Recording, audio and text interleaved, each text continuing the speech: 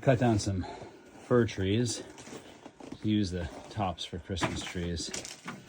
They get this infection called a witch's broom, which makes these, I think they're beautiful. These beautiful little twiggy sections. They're really popular with small critters.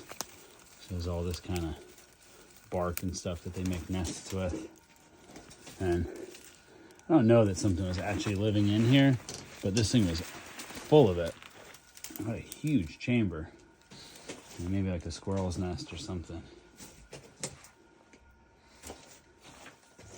The material though, it's all cedar bark, moss, other little things like that. It just looks like a big tinder ball. So I wonder how well it burns.